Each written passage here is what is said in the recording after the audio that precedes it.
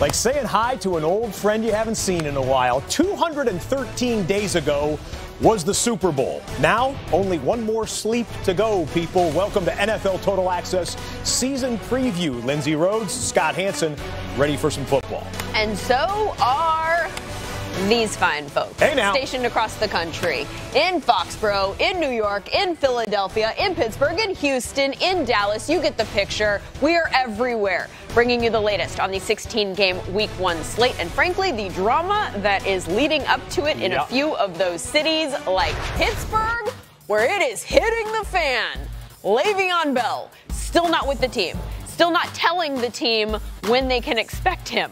As a result, some of the guys on that team have a few things to tell him, which we will tell you in just a sec. First, though, you need to hear the comments that Bell's agent made this morning that kicked off this whole firestorm. It was a radio interview. He was asked about Bell's plan, and he answered that question with another question. You're Kevin Colbert. You're Mike Tomlin. And you possibly have a once-in-a-generation player for one more season. What would your plan be? Well, I can understand that from the team's perspective. I would try to. What would you do? I would use with that hypothetical player. I would use them as much as possible to make sure that we have the best possible chance of winning that Super Bowl. And obviously, him touching the football, running and catching is big. But that doesn't answer the question of what you guys are. What's your plan moving forward? Oh, I mean, I think if you could read in between those lines. Well, I can tell you what I read between those lines, but I think the only thing that really matters here is what the Steelers think that he is saying there. Aditi Kinkhabwala, you've been in the building there all day. What did they make of those comments? Okay, so let's first start with Steelers brass, Lindsay, right? Because ultimately they're the ones that make those decisions. We did indeed go to the Steelers today, asked if GM Kevin Colbert could possibly respond to that. He deferred, said he'd rather not, but a Steelers spokesman did say this. He said, "We will not be discussing any conversation in the media, and if Adisa Bakari, Le'Veon Bell's agent, would like to talk further, he has the phone number in our office." So then we went in the locker room, and I asked center Marquise Pouncey, hey, Adisa Bakari's agent sure sounds like he wants to know how will Le'Veon Bell be used before Le'Veon Bell reports. And Marquise Pouncey said, well, that's just stupid. He said, you can't do that in football. And Lindsay, that was just the start of the Steelers' offensive line, in particular, unloading. The kid gloves have come off. Marquise Pouncey said before it was about business. Now it is about more than business. He said it's Wednesday. We're already in a game plan at this point. And he said, look, it's not about playing hide and seek. He said even if he's not showing up week 10, just man up and tell us that. And then Pouncey said this. He said, a star is born every year in the NFL. He pointed over to James Conner's locker, and he said if James Conner didn't have cancer, he'd be a first-round pick. And then he said, you just watch him on Sunday. Lindsay? Those are some strong statements, Aditi. And Pouncey is not the only one who sounds upset with Bell. How about this quote from Ramon Foster? Here is a guy who doesn't give a damn. I guess we'll treat it as such. James Jones, I don't even need you to read between those lines. I got what they're saying. Is this past the point of being tenable for that Steelers locker room? I don't think so, man. I'm looking at it from Le'Veon Bell's standpoint. I'm the best running back in the league. We just seen, arguably, the second best running back in Todd Gurley get a huge contract. So if you want me there, you need to be going up there to the front office and telling them to pay me because I've outperformed my contract. And if you've outperformed your contract, Pouncey, I'll be telling you to do the same thing. But don't talk about my money when I've outperformed my contract, teammate or not. When he comes back in, they'll squash all that. But right now, putting all that out to the media, knowing that this kid right here has outperformed his contract, pay him his money. I think he should hold out. Let's go back to the agent's comments. He is alluding to the fact that the Steelers could run him into the ground this year with no regard for his future health because they assume that he's only going to be in Pittsburgh for one more year, correct? So do you think that it is Bell's agent's intent to tell them we're not going to let that happen, and we might, in fact, stay away till like week 10 so we get an accrued season Absolutely. after that? And I think that's smart, because if you come back week 10, you still get that credited season. And at the same time, you don't get none of those carries for the first 10 weeks, because you better believe, and the Steelers might not even be doing it on purpose, but he is one of your best players, so you want to get the ball into your best player's hands. So, yeah, it may look like, oh, we're giving the ball to Le'Veon every play, but look, he's one of our best players. He catches it out the backfield, and he also runs it. So we want to get the most production we possibly can out of him. So you can't get mad at the Steelers, but if you want me there and you want me touching the ball, pay me my money. Well, and they can't now, because that deadline has passed, which is part of the reason that my initial reaction to all of this today, which was they have to trade him because they can't put him back in that locker room. I think that that's actually going to be very hard to do, Ian Rappaport, because of the fact that they've passed the deadline to start sign an extension, right? That's exactly right. If a trade were to go down, which of course would be unlikely at this time, the team would be essentially trading for a one-year rental. They'd be in the same exact situation as the Pittsburgh Steelers are in, which is having a star player facing potential heavy use. Of course, he's a great player. Any team would want the ball in his hands as much as possible, whether taking handoffs or catching the ball out of the backfield. Then there's no guarantee that that team would actually be able to sign him back, because simply they are not allowed to. In addition, in order for a trade to have to happen, there would have to be some sort of cooperation maybe with Le'Veon Bell's side. At this point, there is nothing in the works. As far as I can tell, no one has permission to do anything. No one has reached out to the Steelers seriously. So it certainly seems Le'Veon Bell's choices are report or don't. Ian, James Jones here. I want to know, why do they not want to pay Le'Veon Bell? Why are they not trying to lock him down for long term? It's not that they didn't want to. It actually has more to do with the structure of the way that the Steelers do their contracts. They did offer him $15 million per year.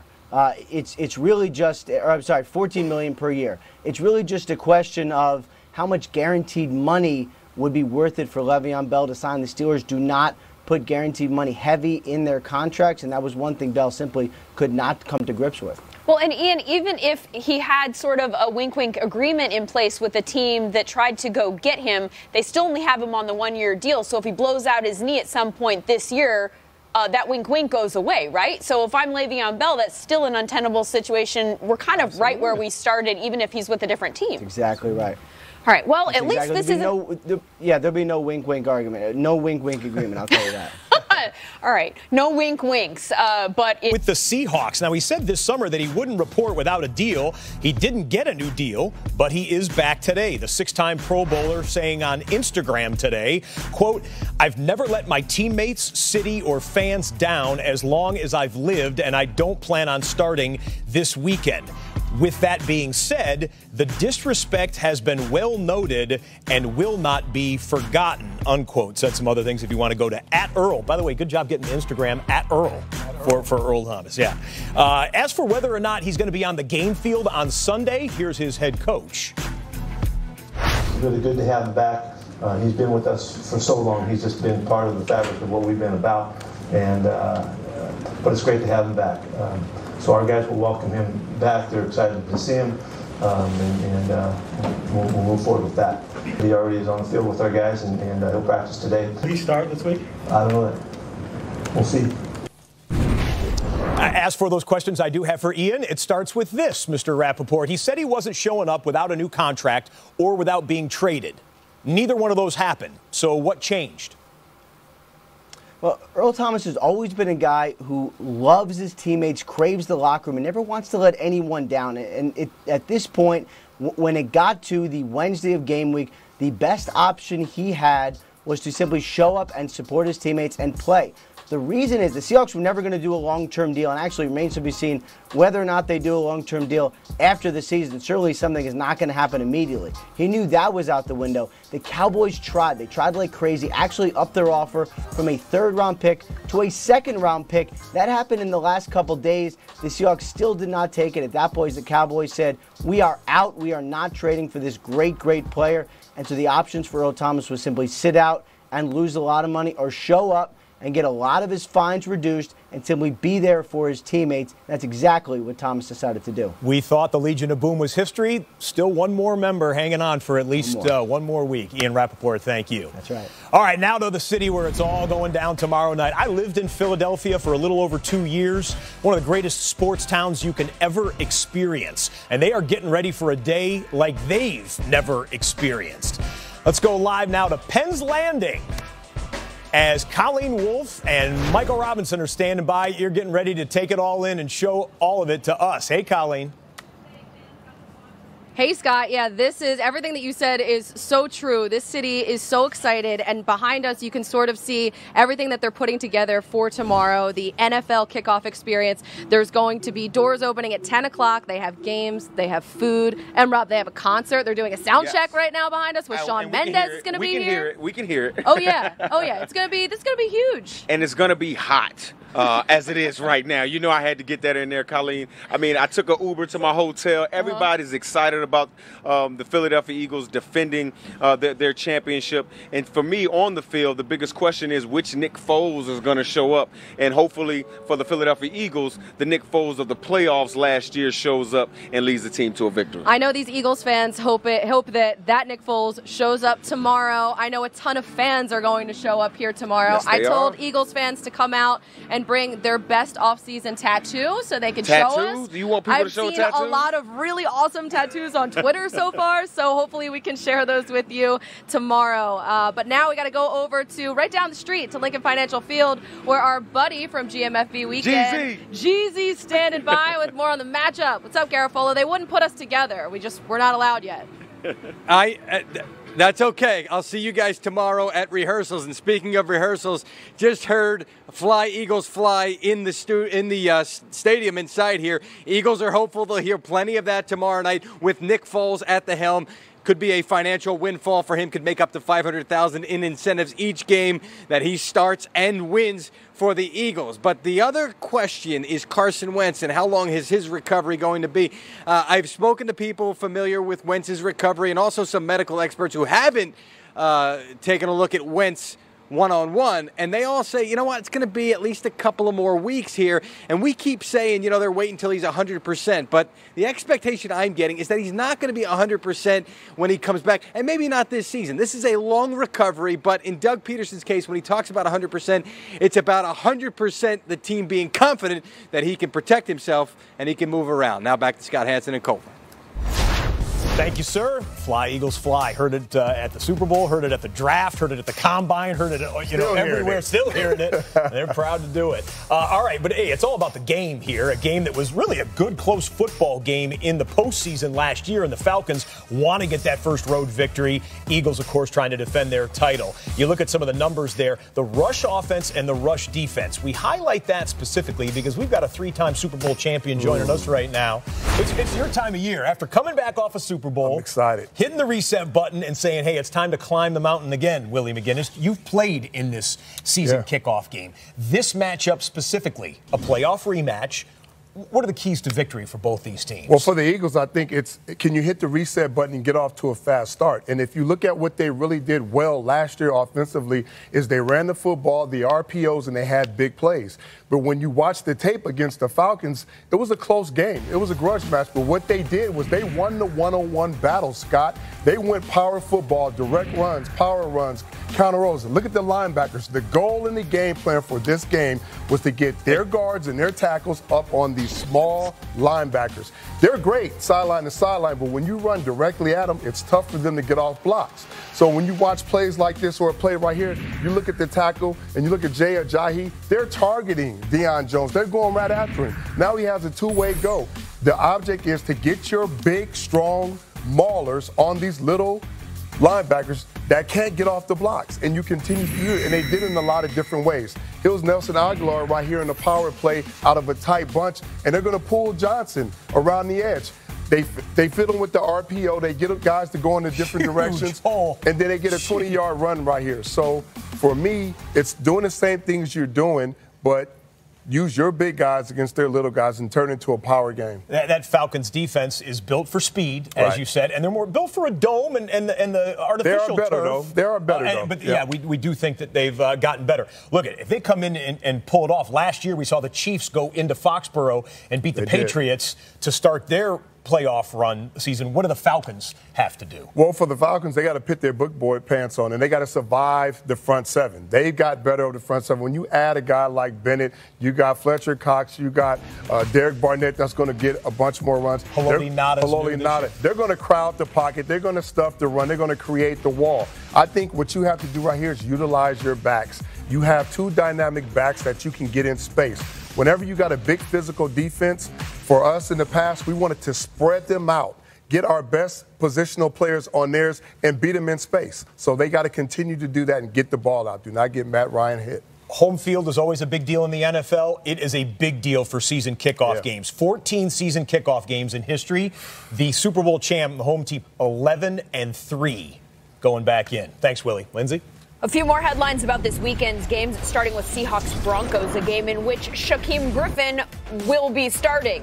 The Seahawks' fifth-round pick in at linebacker in place of K.J. Wright, who is injured. Josh Gordon not starting for the Browns, but 100%, he says, for whatever they do ask him to do. Evan Ingram trending that way, too, for the Giants. Out of the concussion protocol, full go at practice. Carson Wentz, never where you expect him to be. And no, we're not trolling DC's D-line. He found out he was Philly's starting quarterback in the middle of a cornfield. And he's spending these critical days of the preseason in a food truck. Creating the blueprint as we go here. We're going to keep the Eagles theme going with a very special gold jacket guest. Passion and commitment personified. Brian Dawkins joins TA, and he is worried about his Eagles. The fans will give you countless matchups for Super Bowl 53, but Cynthia Freeland says the numbers will only give you one. The Saints and the Chiefs. Explanations on the way. Objections accepted only by those in Foxborough. Shotgun snap. Tom stands in, throws it left back shoulder for Gronk. Makes the catch. Touchdown. Watson fakes the gift. Fires downfield and caught. Touchdown, Houston. Here comes Trouble, and here comes Merciless. The ball is out, and it's picked up by Clowney. Jadeveon Clowney. Touchdown. 33-28, Houston lead. Tom Brady delivers in the clutch. The Patriots holding on against the Houston Texans. Oh, a huge opener in New England. Jadeveon Clowney and the Texans taking on the Patriots. Are you kidding me? We'll have this one for you on NFL Red Zone, by the way. Last season, Clowney scored his first NFL touchdown off a fumble by Tom Brady. Now he's coming off knee surgery and hoping for another big game that ends with a win this time against the AFC champs. We have reports from both teams, starting with James Palmer in Houston. Today, Texans head coach Bill O'Brien told me Jadeveon Clowney is capable of playing the entire game on Sunday against the Patriots. That's noteworthy because after off-season knee surgery, Clowney had his first full practice on August 20th, and there were concerns about his conditioning. Also noteworthy, it's because the last time the Texans played the Patriots last season, Clowney had 2 sacks and a fumble recovery for a touchdown. With Clowney, Whitney Merciless, and J.J. Watt all healthy and rushing after Tom Brady, Merciless did tell me their pass rush will be different against Brady than it will be against any other quarterback this season because Brady gets rid of the football so quickly. He said we have to have our hands up quicker, we have to have our schemes move faster. It's going to be different than any other quarterback we go against. James, thanks much. As for the Patriots, Mike Giardi in Foxborough. Last year, in an attempt to duplicate some of the skills that Deshaun Watson brings to the table, the Patriots had Jimmy Garoppolo run the scout team offense. But this year, a bunch of different guys, 2 defensive backs, in fact, Keon Crossan and Jamal Wiltz, stretching the defense from side to side, also checking their gap integrity. Then rookie quarterback Danny Etling having to do the rest. Etling said, I may have run a 4.75 in college, but I don't think I match up to the same explosive athlete that Deshaun is. Tough challenge for the Patriots, Scott. More on that game. Now let's ask the Aces, presented by Ace, the helpful place. Willie McGinnis falls into that category. I'm an ace. Certainly an ace when it comes to the Patriots. A couple fan questions for you. Okay, this one is from Chris Broman up first. He wants to know if Edelman's absence means that we're going to see James White, Rex Burkhead in the slot, or maybe an increased workload on offense for Matthew Slater. All right, bro, possibly. I mean, you know, Josh McDaniels has a funny way of coming up with these creative, exotic things for these backs. Of course, the load is going to be with the backs. James White, 4th in receptions overall with receivers. They're going to ask a little bit from Cordero Patterson. They're going to use him a lot in a lot of different roles, so he'll be doing more. You got Hogan, of course, you got Gronk, but I expect them to stick to the script. When one guy is not there, they figure out how to use those other guys in a lot of different formations. They certainly do. It seems every single year they figure this out, because it seems like we're asking this question all the time. How about the Patriots defense? Got another question here. They want to know how the Patriots are going to handle Deshaun Watson with his speed and abilities, because they've struggled to do that before. Yeah, he was a problem last year, and you know what they got to do? They got to keep him in the pocket. The other thing is when they're in those man-to-man coverages and he gets loose, those out-of-pocket plays hurt him last year, because guys, whether the DBs, they're not plastering. They're starting to watch him and seeing what he's doing. They're losing sight of the guys they're in coverage, like the big play you see right here. So the main thing for Deshaun Watson, you know he's athletic. You know he's going to move the pocket. Keep him in front of you. Force him to throw the ball from the pocket, and keep discipline in your coverages. Deshaun Watson, a special player. We spent some time with him this summer, and you'll get a chance to see that on Game Day Morning Sunday at 9 a.m. Eastern. Well, Willie, I'm thinking that Jalen Ramsey would win a battle of trash talk, and OBJ. It is the day before kickoff. Here's what's trending in the NFL. The return of Earl. Seahawks got their safety back today after a lengthy holdout, but he is not particularly happy about the circumstances surrounding his return, saying on Instagram, "The disrespect has been well noted and will not be forgotten." Le'Veon Bell, also trending, also mad. Not showing up, though. Still not at Steelers camp. Some of his teammates are unhappy about that. And then there are the people who drafted him first overall for fantasy, like David Spade. Hey, Le'Veon Bell, I know this is a stressful time for you, but as I'm sure you've heard, I drafted you. So I can't have this right now. I need you to get in the game. I feel like this money combo can wait till January. I could float you whatever, but let's just get on that field. Thanks, bud. Also trending, the first game of the year, that is Falcons, Eagles in Philadelphia. Atlanta is on the way, and Colleen Wolfe and Mike Robb are already there. Your kickoff game welcoming committee, and Mike wants those Falcons to know it's hot. I was listening earlier. That's right. Listen, it is, but luckily, Lindsay, there's a really nice breeze coming through right now. We may or may not have a couple Box fans on set too, but it's cool. Yes, we do. Don't worry about that. But yes, this scene is going to look a lot different tomorrow. It's already really cool. It's kind of buzzing around here. Yes, They're doing sound checks. It's the NFL kickoff experience. They have food and games, and it's going to be 10 a.m., I think, to 8 o'clock p.m. They're going to be re-showing the Super Bowl in the morning. It's really cool. They have a ton of stuff already set up here, and it's nice. They have it right next to the water. It's great. You can get that water breeze, as we're getting a little bit of the breeze right now, but hopefully Julio Jones and the Atlanta Falcons offense can catch the breeze and be better, especially in the red zone, than they were last year. A second year in Steve Sarkisian's offense. I look to see them have a little bit of a jump. We saw that when Kyle Shanahan was first the offensive coordinator here. The second year is when we saw the big jump. So I expect big things out of the Atlanta Falcons. Yeah, that's the biggest question in terms of the Falcons offense. And then when you flip it over to the Falcons defense, they've lost a couple guys like Adrian Claiborne and Dontari Poe. So I'm interested to see how those guys hold up against the Eagles offensive line. A lot to look forward to tomorrow. We got you covered all day long. Back to you guys in studio. To Jay and Slater, actually. Elliott in bubble wrap this preseason and didn't have him take the field. But Elliott says he's not overly concerned about that. In fact, all you have to do is go back to his rookie season when he led the league in rushing and averaged 5 yards a carry after playing in just one preseason game. He says he's young, has fresh legs, and if they want to give him the ball 30 to 35 times, he'll take that.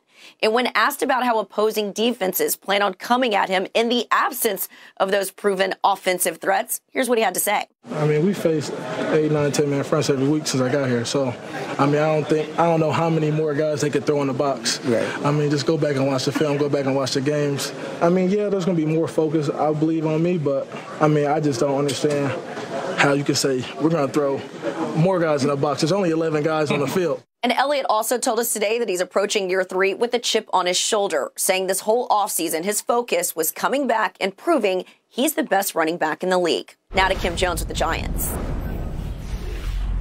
Well, Jane, here with the Giants on their first regular season Wednesday of the season, the big topic was Jalen Ramsey versus Odell Beckham Jr. The Jaguars come to MetLife Stadium on Sunday. This much is clear. Beckham is intent on it not being like his matchup with Josh Norman from a few years ago. Beckham said these 6 words: "I think I learned my lesson." As for Ramsey, though, it's clear Beckham has the utmost respect. If he's not 1A, he's 1B.